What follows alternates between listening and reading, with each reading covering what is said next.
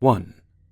I would like to preface this by saying I'm an explorer of esoteric metaphysical concepts and consciousness.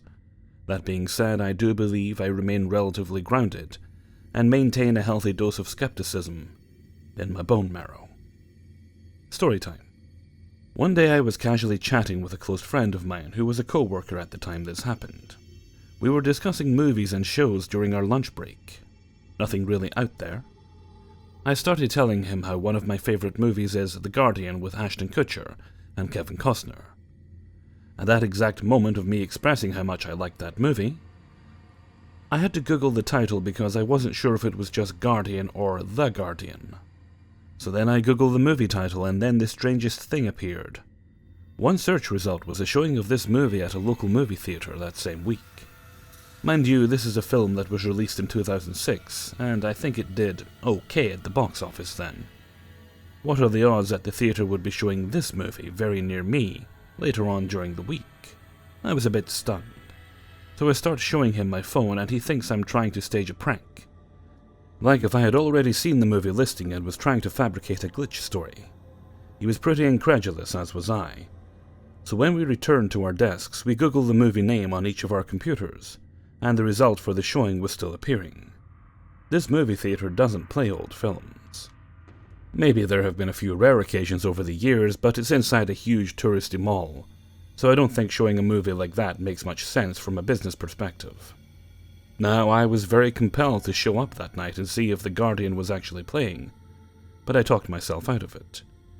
I was afraid I could transcend into another realm by going. My friend is also attuned to the universe, and we connect on a deep level.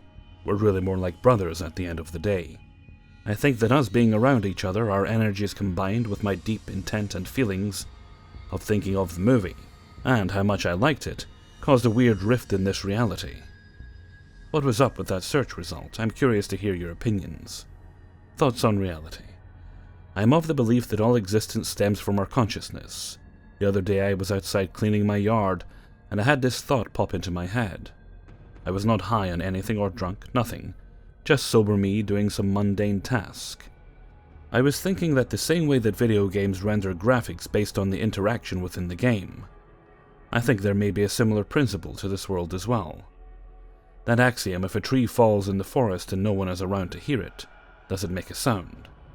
Well, is the forest even there, if no one is around? So that thought led to the following. Imagine if all of the living creatures on this earth, animals, insects, plant life, etc., through their own consciousness and interaction with nature, is what keeps our reality rendered, if you will.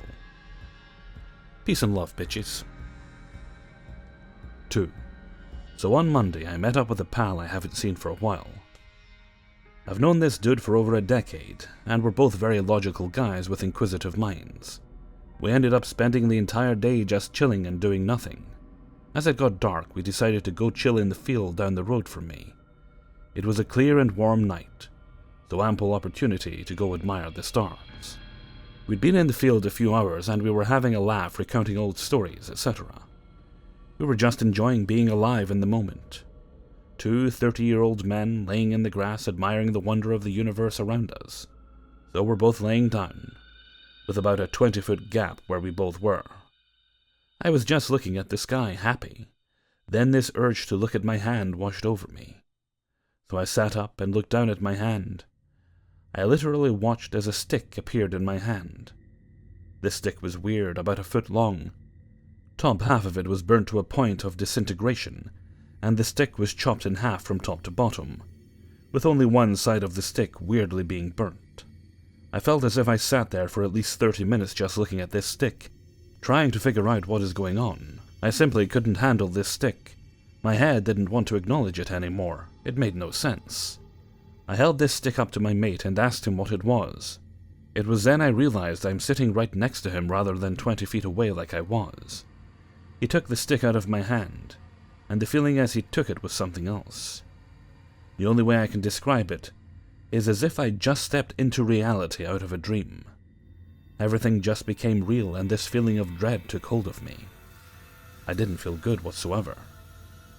So my mate is questioning this stick, and followed up with, "How did you get next to me? You were literally over there 5 seconds ago." and then followed with, "Why are you in a hole?" And that's when I took in my surroundings, and my feet were sitting in a hole 2 foot deep, that wasn't there before. And I'm sitting in it, holding a stick that just materialized within my own hand. I literally felt as if I was losing my grip on my sanity. I couldn't comprehend what was happening. My mate was confirming to me what was going on, and it just made it real. Like I said though, we're both logical people, so I just stopped thinking for a moment and composed myself.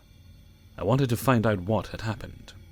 We started looking around the area we were in to try and break things down. Come to the most logical explanation, but everything we found just complicated things more. The hole had slime in and around it. We found this weird plastic thing. Somewhat looked like a lighter, but it wasn't. And it crumbled into dust as we looked at it. Our pockets and belongings had slime all over them. Eventually, after a few hours, we decided to give up and just leave it. Only as we got halfway back to my house, I wanted to go back. I needed to figure out what was going on, so we turned around. Thing is, as we approached the field to walk over, it was literally like we walked into an invisible wall. Both of us at the same time just stopped and looked at each other. Both said no, turned around and left. My body was screaming at me with every single ounce of its being to not go back to that hole. I can't figure out what happened on Monday night. And it hasn't left my head since. I literally watched the weirdest stick appear from nothing, all that slime, the hole. My mate saying I teleported. What happened? I'm questioning my own reality at the minute. Was that a glitch in the simulation? Did something otherworldly happen? Was it us with our minds? Is it a message of sorts? Am I going mentally insane? Please, I just need some opinions on this in all honesty. I have no idea what to take from what happened, but I can't get it out of my head. Has anyone ever seen experiences along the same lines as this? I'd be interested in looking them up. Thanks for listening, and can I just point out, we were both 100% sober. We did take pictures and videos and a bit of the slime, but he has all of that at his place. I don't want to be anywhere near it. Update. Still waiting to hear back from my pal for his photos. His phone's off now, and been off for the last 24 hours. I did go back last night with my brother and managed to grab a photo of the hole. And we managed to find another one of those plastic things covered in slime. I didn't pick it up in case it disintegrated, just took a picture of that and poked it around. It was covered in the same slime substance as Monday night. Couldn't re-find the stick, but we were in the dark. I've had multiple people ask for a description of the slime. It was transparent, didn't smell, wasn't sticky. I will be uploading photos first thing in the morning. I'm hoping my mate comes through so I can upload everything at once. But I'll be putting the second batch of photos up regardless.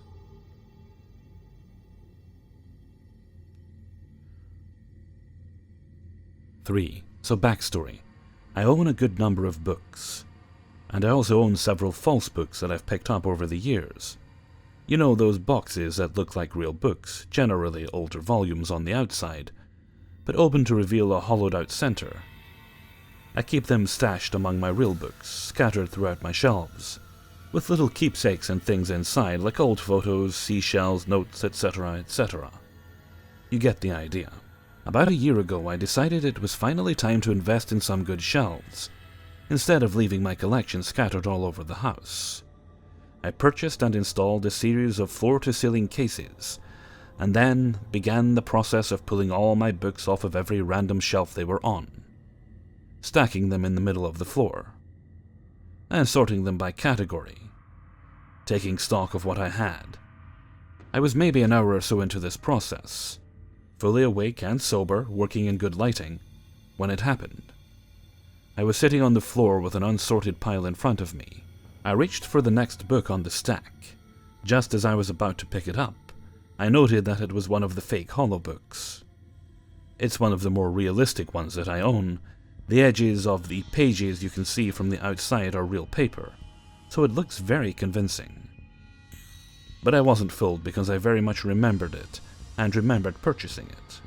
I could even tell you off the top of my head what items I'd stashed in that particular book. It's titled History of the World, so I thought it would be funny to stash a few antique postcards I've picked up over the years inside. I distinctly remember thinking that I was going to store this particular book in the non-fiction history section of my shelves, just to carry on the theme.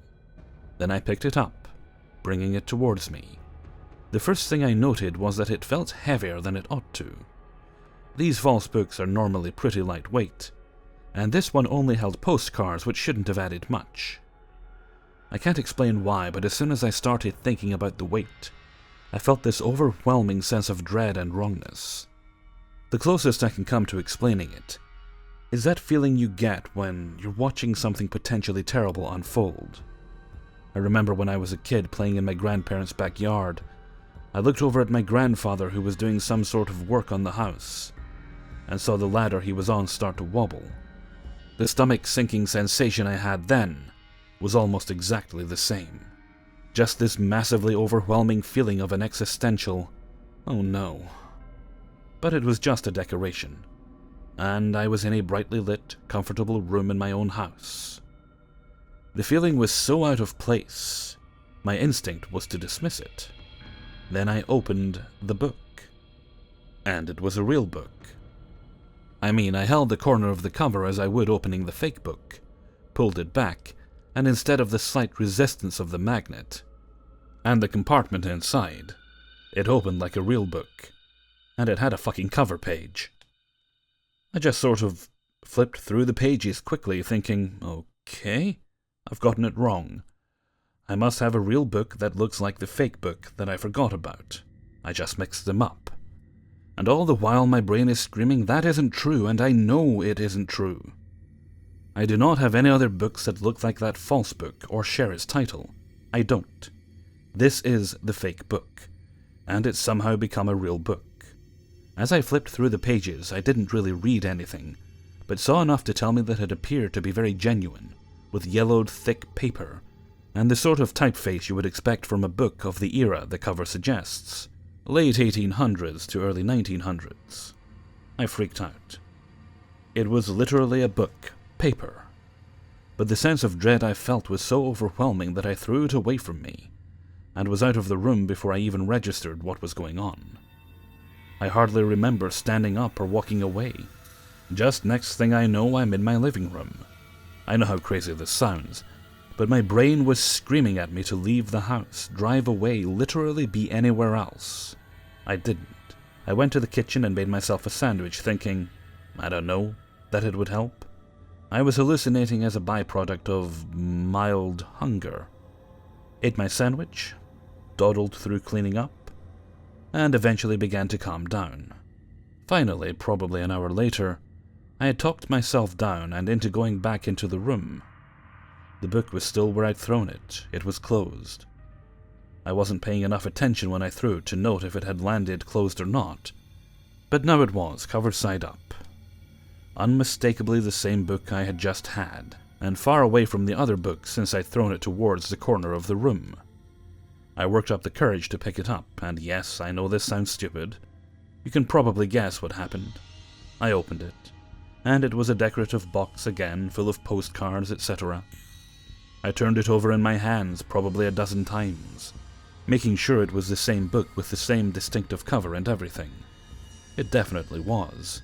There is no doubt in my mind. Well, that's pretty much it. I kept that book away from the others for a while in a hall closet, and found myself checking on it periodically like a weirdo. It never changed, and a few months ago I stuck it back with the others. I still don't know what happened. Did the book pull a velveteen rabbit? Feel bad for freaking me out and revert to its native form? Did I hallucinate on a perfectly normal, non-stressful day? The one thing I'm very sure of is that it wasn't a prank. The only other person with a key to my house isn't the sort. Was at work at the time, and when I was in the kitchen I had a clear view of the front door anyway. 4. This happened yesterday. Let me give you a little background. When I was little, maybe 5 or 6, can't really remember, I started going to church with my grandmom, who took me, my brother, my sister, and my cousin to church. It was nice, and I was shy. So I made friends with a girl smaller than me. I can't remember how we met, but we were really close. We wrote letters to each other and gave each other little gifts with them. We talked about church and prayed for church to come again to meet each other. But I left church, and I missed her every day. My sister would come home and say, "Naomi asked for you." That's her name. And I would get excited and miss her. I was living with my mom, by the way, that's why I didn't go back to church. Years after, like 8 or so, I went back to church. And it was like this girl didn't even remember me. She looked at me like she didn't know me. I was sad, but I never went up to her and said hey, 'cause I was shy. Years passed. I keep going to church, but stopped again because of exams. Then I started going again in 2013. Me and Naomi's sister started talking along with other girls from church, but me and her would just say hi and bye.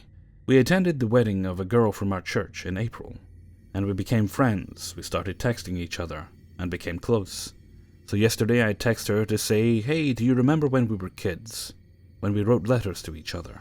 And she said no, and I said I remembered all these things so clearly. I told her all we did, and she has no memory of any of it. She said it sounds familiar, but she just can't place pictures to the memories. She asked her mom and sister. They said the same, and she can't even remember me being at church when I was little. I asked my sister and grandmom, and even they can't remember me and this girl being friends. I'm the only one that has these memories. Does anyone have any explanation? I'm confused. 5. Exactly 8 years ago, when I was 15, my brother-in-law and I would constantly go fishing with my father and his friends. We always had a great time, but the two of us always felt as if fishing was more like a job, the way my father and his friends acted.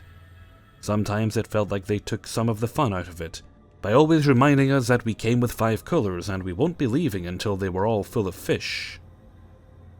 After about 4 of them were filled with fish, my brother-in-law and I grew tired of the never-ending task of filling the coolers. This caused the two of us to stop walking and take a break, next to a group of about 13 beachgoers. The part of the beach we were at was basically off-limits to the regular beachgoers because we were in the fishing area of the beach. But the few signs saying "swim at your own risk" and "lifeguards not on duty" did very little to keep them out of the water. After what couldn't have been more than 10 minutes of the two of us laying down as waves washed over our tired bodies, we began to hear distant yelling. At first we ignored it. However, the more we ignored it, the louder and more constant it became. After a few more moments, we realized the level of intensity that was displayed in the constant screams. Deciding this might not be a joke, the two of us got up and started to approach the yelling. After walking towards it for a few feet, we ended up on top of a sand dune. Once this happened, the two of us were able to see an older Hispanic lady with a sundress and a straw hat running around frantically while screaming at the top of her lungs. We pressed forward and ended up seeing 2 flailing arms in the distant water. After seeing this, we took off. Running as fast as humanly possible, by the time we reached the water, the 2 arms that desperately needed help were no longer anywhere to be seen, and the older Hispanic woman had run off to get help, I imagine. The only person to be seen at all in that area was a young mother in the water with a baby in her arms. We no longer felt any urgency until we inspected further, and saw that the baby's face was constantly dipping below water. The mother then cried out to us for help. After that happened, my brother-in-law and I exchanged looks and jumped into the water. His swimming skills weren't as good as they needed to be at that moment, but years earlier I spent an entire summer at the YMCA, so I was a bit confident in myself. I swam to the woman and took the baby from her arms. In an act of desperation, she began to pull in my legs as she grew tired of fighting the water and began to sink. I'm not sure if what I did at this moment was clever or sheer evil, but I kicked off the woman and began making my way to my brother-in-law, who was a lot closer to the shore than I was. He took the baby from me and saved it from the water as I went back for the baby's mother. By the grace of God, I managed to pull her from the water back to the sandy shore. We all rejoiced as we caught our breaths. A few minutes went by when she said that her husband was still in the water. My brother-in-law and I quickly exchanged glances as we remembered the true reason we ran over there. It was for the 2 flailing arms that were in the water. There was no way they belonged to her because her arms were holding a baby. That meant the arms belonged to her husband. We went towards the water as many other beachgoers began making their way to the water as well, and after a few long moments, we pulled his body from the water. There was white stuff coming from his mouth, and blood running from his nose. Someone then shouted that the man needed CPR. With all hope lost, I looked at the floor as my eyes fell upon what I only assumed was a lifeless man laying on the sand, when seemingly out of nowhere comes a flamboyant Hispanic man. "Oh my God!" he cries out seconds before giving the man mouth to mouth. When he was finished, he shouted the words he had cried out earlier one more time. "Oh my God!" and he dove into the ocean. Seconds after this happened, the Hispanic lady in the sundress came running towards us as a team of lifeguards came along with many others. This is when things got even worse than they already were. The mother that we saved said the words no one wished to hear at that moment. She said, "That's my husband's cousin. My husband is still in there." After hearing those dreadful words, everyone dispersed and began searching for her husband. While this was going on, a few lifeguards were administering mouth-to-mouth with her husband's cousin. After realizing my father and his friends might be useful, I took off and ran in their general direction. After no more than a mile, I come across them, and told them everything that was happening. Without a moment's notice, we all took off running. After a little while, we all made it back to where all the chaos was happening, and the husband's body still hadn't been retrieved from the water. My father cast out his seine, fishing net, and pulled it out of the water several times, covering a large area of water, when a dive team came and entered the dirty water. One of the divers told my father that there's no way he could be where my father was searching because it was far too shallow. My father cast out his net one more time, this time in a different area, and once again nothing was recovered. After at least 10 or more dreadful minutes, a diver began searching the very area that they told my father not to search, and his body was pulled from the cursed waters. My father yelled out curse words as we all realized there was no way the husband could have been there, because he had just searched that area with a giant net several times. Confusion came over all of us as ambulances drove off into the horizon, with the unlucky family inside of them.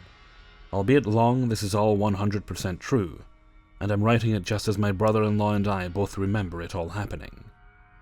I'm not sure if it's a glitch, but my father searched that area several times with a giant seine, and the searches produced nothing. How is it that he was eventually pulled from that same area my father searched several times? Could it be possible that the man glitched, or was the glitch in the Matrix itself? Please share your thoughts with me. Hey everybody, Hellfreezer here, and thank you very much for listening to 5 True Glitch in the Matrix Stories, episode 75. And thank you very much to everybody who allowed me to use and sent in stories for use in this video. So I got an interesting email yesterday, flattering, but I can't really do anything with it. It was an email from, well, I won't tell you who it was from, that would be a bit rude to tell you that. But it's a company that sells food, the ramen noodles. Do I still have this thing? I deleted it. Let's check the recycle bin, if I can find it. Come on. Don't hide from me. There we are. Okay. It's a company, and they want to send me a box of ramen, with the idea that I will do a review video for their product. Fair enough, I'm actually quite open to doing that, but I'm not sure why, or even how, they would have thought I'd be a good choice for that. I never talk about noodles in videos. I certainly enjoy ramen very much. I even sing the ramen song when I'm cooking them. Which is basically, it's Bob Marley's Jammin', except you substitute the word ramen for jammin'. You know, it's like, ramen, we're ramen. I hope you like ramen too. We're ramen, and so on. And that's the ramen song. But, no, I'm just kind of confused and flattered as to why they would have wanted me to review their product and not pay me for it, because I'm quite sure they were just offering the actual product itself, which appears to be like one of those subscription boxes, I believe. Yeah, that's what it is. Yeah, a subscription box of various flavors of Japanese noodles. Well, fair enough, but I'm not going to take them up in the offer, but as I say, I'm not opposed to that kind of thing, just I'm a little confused as to why they would ask me to do that. If somebody had contacted me asking me to advertise some sort of energy drink, I get that, because I talk about them a lot. Or if they wanted me to do like a review a film or something, I could understand that as well. I'm fairly sure I've had an email like that once before. Could be wrong. Because again, given what I do, I could get that within certain genres. That would make sense. Or even like Audible or something. They're never going to contact me, but yeah, I get that. But it just doesn't make sense unless they're just going through YouTube randomly and picking a bunch of YouTubers they think might be willing to do it. Like medium to small to medium channels. Okay, and that's enough ramming on for me, so I'm going to head off for now. So until next time, thank you very much for listening, and take very good care of yourselves.